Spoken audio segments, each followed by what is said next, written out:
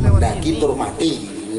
Selain mendaki terus Mati. Oke. Menurut gue mati di gunung gak keren, nyusahin orang. Lu harus tahu gimana cara nanganin diri lu, karena dari situ lu baru bisa nolong orang. Kalau lu gak punya perlengkapannya, lu tinggal kontak CAB Adventure gitu. Terus Semak Belukar, lu tinggal sewa semua, datang bawa badan segala macam, jebret. Kalau mau kontak gue ada namanya Basecamp Adventure Company. Prinsip gue cuma satu, don't ever underestimate sama gunung. Jangan pernah menyepelekan gunung apapun. Mas Sabar yang disabilitas saja buktinya bisa, ya kan Mas? Bisa cleaning building kan, yang tadi disebut jadi apa? Tukang laundry nya gitu. Dan Apex bisa jadi brand ambassador Eger. Alhamdulillah. Bisa ke Nepal. Tujuannya bukan mau kegayaan, gelantungan di tebing, masuk ke dasar gua. Tujuannya cuma satu, gue cukup prihatin dengan kondisi kars di Indonesia. Teman-teman harus tahu bahwa kars adalah bagian dari sumber kehidupan untuk negara kita. Gugusan kars di Indonesia itu banyak banget, tapi sayang, semuanya sudah pada botak. Bahkan sekarang kondisinya memprihatinkan.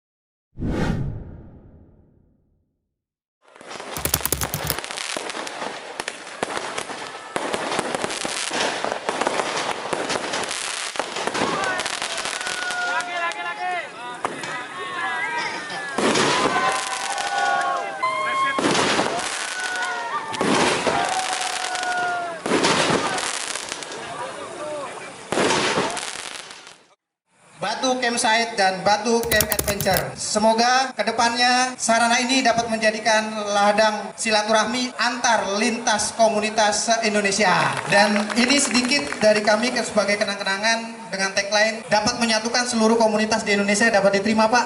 Semoga suksesnya Batu Camp, peresmian Batu Camp ini dapat membawa dan menularkan kepada kami dari APV Owner Community yang insya Allah akan melaksanakan Jambore Nasional dengan agenda memecahkan rekor muri, dihadiri oleh 500 mobil di Bandung.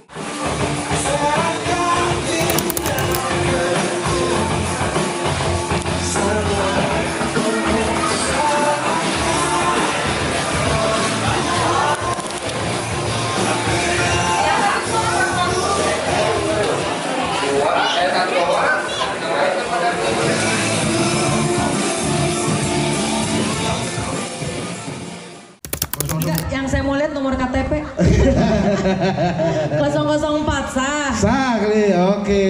Silakan Wah, Rex. enak nih, anget-anget, cocok nih. Ini dari Elf Active juga, silakan dipakai. Wah, mantep banget ini.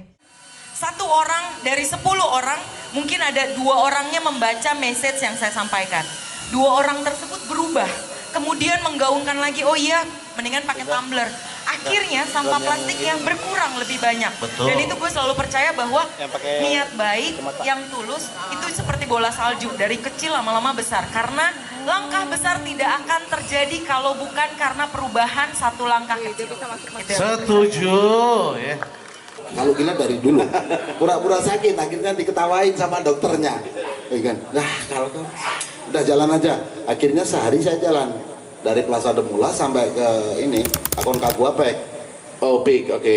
Itu aklimatisasi atau? Pulang. Oh, oke. Itu, nggak mungkin itu Mas Sabar. Nah, itu si teman saya Widya dari RMUL itu kan, coba kamu pura-pura gila Mas, pura-pura sakit nih. Sing aku ora tahu iso ngapusi wong ya kan. Saya enggak pernah bisa bohongin orang apa adanya. Itu. Akhirnya sama dokternya itu, wah Widya kau ngaco itu enggak sakit Mas Sabar itu, biar. Akhirnya ya gitu, ya saya ikutin. Gimana lagi kalau di Indonesia seperti itu, mungkin sekarang kan ibaratnya baru tren mendaki terus mati.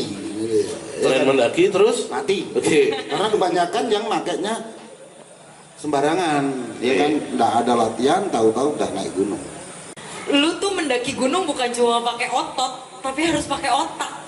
Karena kenapa? Menurut gue mati di gunung nggak keren, nyusahin orang. Oh iya. Banyak di sini provider adventure, kalau gunungnya ditutup gara-gara evakuasi, kami rugi. Bokap gue itu bilang, kalau lu mau naik gunung, make sure lu pinter.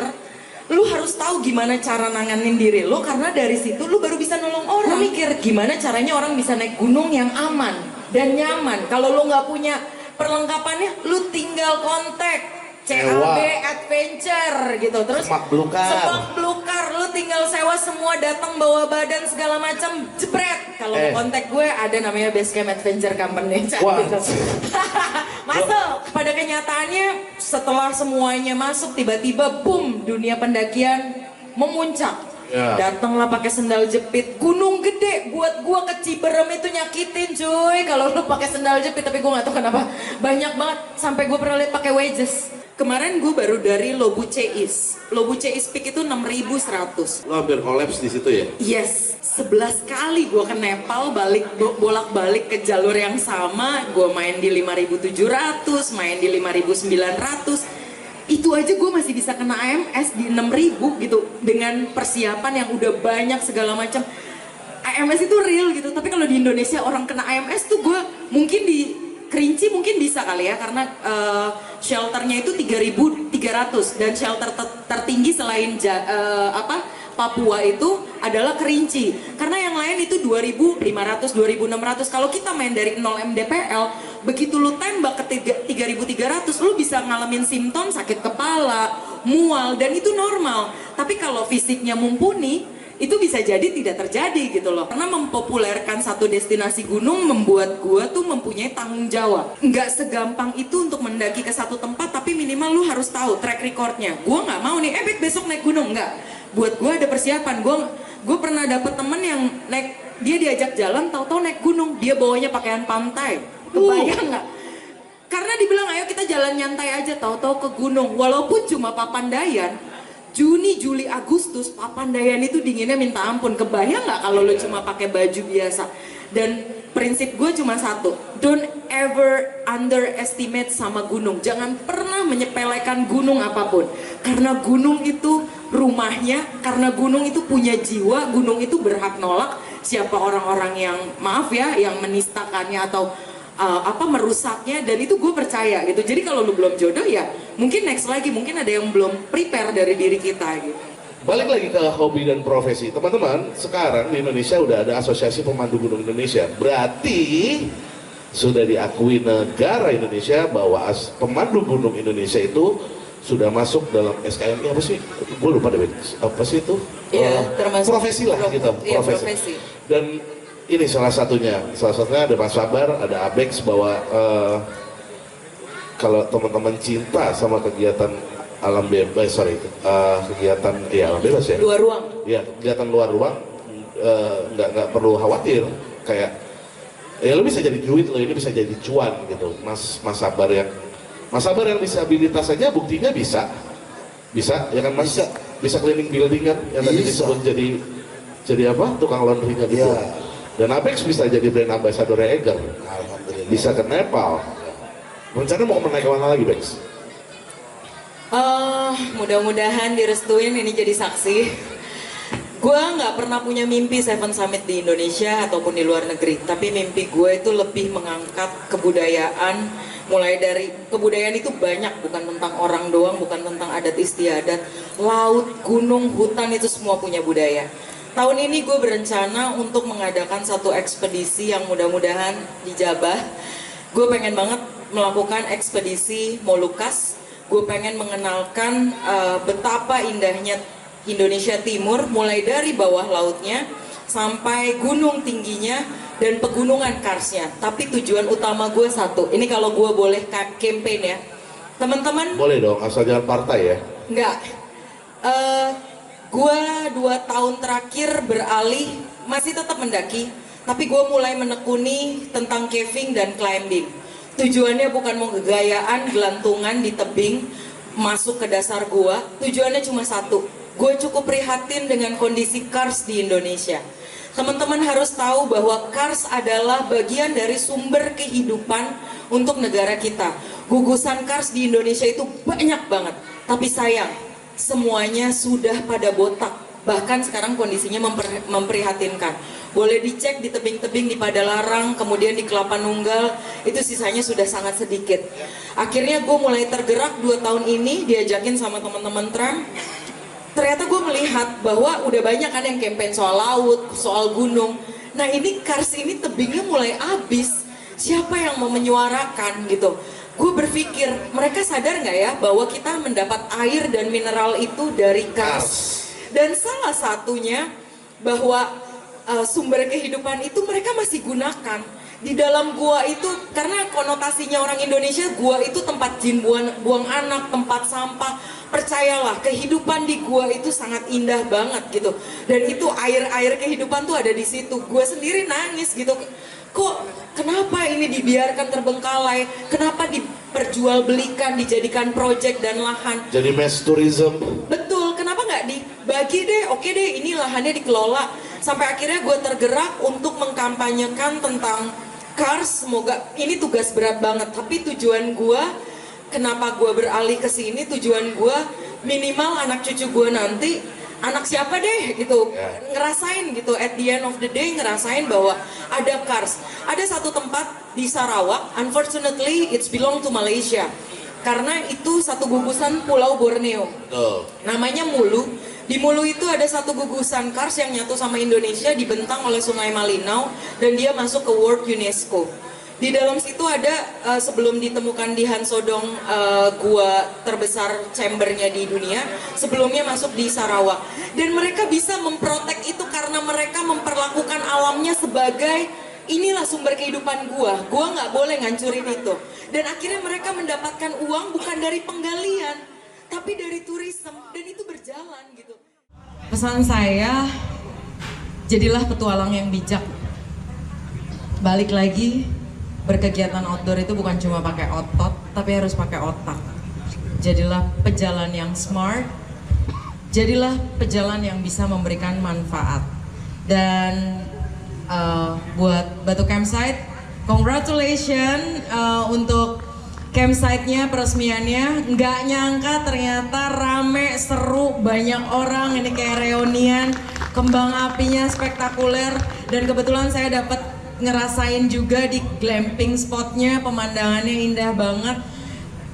Saran saya tadi, pakailah tempat sampah 2, organik dan non-organik, supaya kalian juga bisa menjadi bagian orang-orang yang menjaga alamnya, supaya ini tetap memberi kelangsungan hidup buat warga sekitarnya dan buat semua petualang. Dan sekali lagi buat semua petualang di Indonesia, ingat, menjadi petualang, jadilah pejalan yang bukan cuma pakai otot tapi juga pakai otak, dan jadilah pendaki yang bermanfaat dan bertanggung jawab buat diri kita sendiri, buat alam, dan buat Indonesia, dan buat sekeliling kita. Terima kasih, saya Abex, pamit. Mas Sabar. Terima kasih waktu yang diberikan. Wah, suaranya ngebas. Biar agak tegang sedikit gitu lah, ya kan. Saya nitip pesan aja. Terima kasih sekali waktu yang diberikan untuk saya, untuk teman-teman semua ya, karena ini tidak ada usia muda, tidak ada tua, tidak ada nenek-nenek, tidak ada kakek-kakek, semuanya ya, tetap bersemangatlah. Di dunia ini tidak ada yang tidak mungkin, semua serba mungkin. Ya kan? Terus selamat buat Batu ya, Batu ini saling ayo kita jaga-jaga sama-sama. Sungai adalah sumber mata air, dimana kalau di Solo itu sudah dipakai untuk air minum, kalau di sini kok belum. Mudah-mudahan bisa kita gunakan, ya kan? Ayo kita sama-sama jaga alam, alam akan menjaga kita. Sampai itu aja, terima kasih, sukses selalu. Oke, tepuk tangan dulu dong untuk kita semua. Terima kasih. Terima kasih Bapak Iwan yang kemudian. Siap.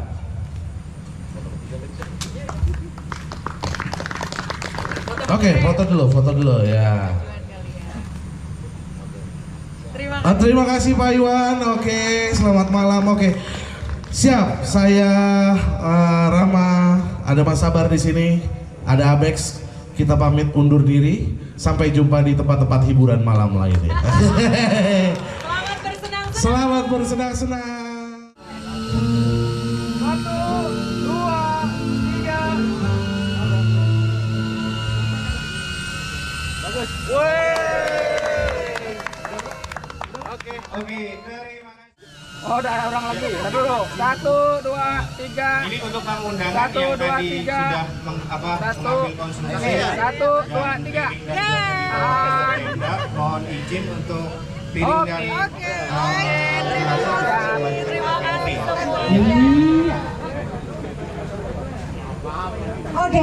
Oke, siap ya. 1, 2, 3.